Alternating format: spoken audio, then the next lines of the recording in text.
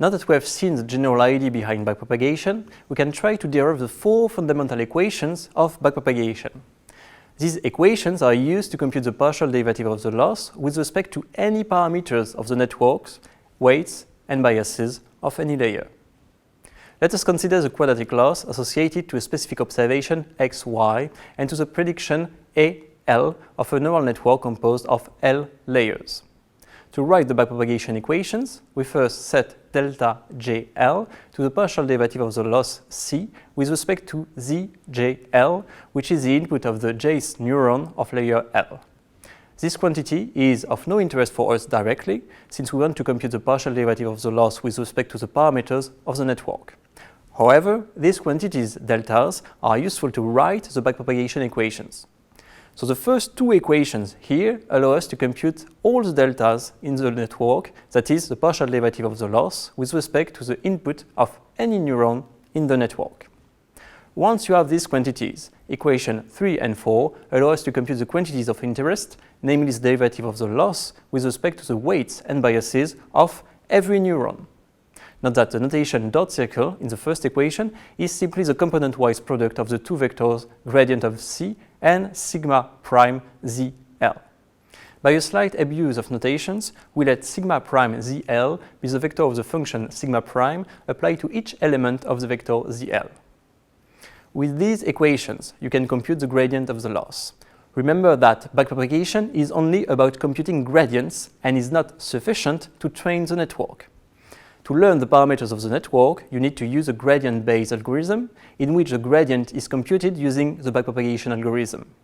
So an efficient training of the network relies on both the backpropagation algorithm and a gradient-based optimization algorithm. The backpropagation algorithm is based on a chain rule and is therefore useful only for layered structure, i.e. models whose output can be written as a composition of several functions. Typical layered models in machine learning are indeed neural networks, which is why backpropagation is often only associated with neural networks. You can now try to derive the backpropagation equations. Now we have all the ingredients to define and train our network. Here is the procedure. You start by initializing the weights and the biases in the network. Then, if you use stochastic gradient descent for each batch of data, you propagate the whole batch of observation through the network and you store the values of activation function and its derivative for each neuron.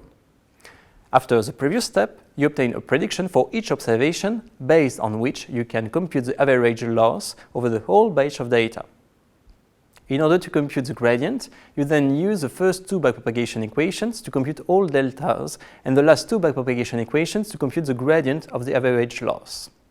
Once you have the gradient, you can use it in a gradient-based optimization algorithm in order to update the weights and biases of the network. Finally, you repeat the previous steps until some convergence criterion is met or when the error of the network on a validation set starts increasing. This is called early stopping, and we will talk about it in the next lecture. Beware, in this procedure, all weights and biases are updated at once. The quantities deltas are computed recursively, which help us to compute the gradient, but in the end, the whole set of parameters is updated in one operation using the full gradient. In particular, this procedure does not update first the parameter of the last layer, then the parameters of the layer before that, and so on. All parameters are updated in one single operation once the full gradient is computed. To conclude this lecture, some terminology used in deep learning.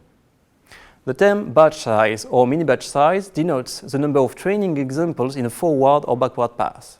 It corresponds to the number of data that are going to be sent simultaneously through the network in order to compute the average loss, its corresponding gradient, and then update the weights and biases accordingly. The number of iterations of the gradient-based optimization algorithm correspond to the number of parameter updates the training algorithm does. The term epoch refers to the number of iterations needed for the network to have seen the whole training set. At the beginning of each epoch, the dataset is randomly divided into several batches. Each iteration in this epoch is based on one of these batches, so that in the end of the epoch, all batches, thus all data, have been used once by the optimization procedure. A small example to illustrate these terms. If you have a dataset with 12,800 observations and you set the batch size to be equal to 128, one epoch corresponds to 100 iterations, since after 100 iterations you will have used 128 times 100 equal to 12,800 observations, with possible repetitions in them. This corresponds to the size of the original dataset, therefore one epoch corresponds to 100 iterations. Since an epoch corresponds to the number of times the network has seen the whole dataset, it is often used as a measure of the training complexity. It is not a measure of the training time because the training time for one epoch depends on the size of the dataset. This concludes this first session on deep learning. In this lecture, we have seen the general architecture of the perceptron, one neuron, and that of more complex neural networks.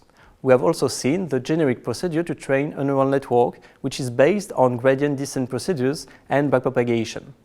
In the next session, we will review what are the hyperparameters you can choose when implementing a network and what kind of regularization you can add to prevent overfitting.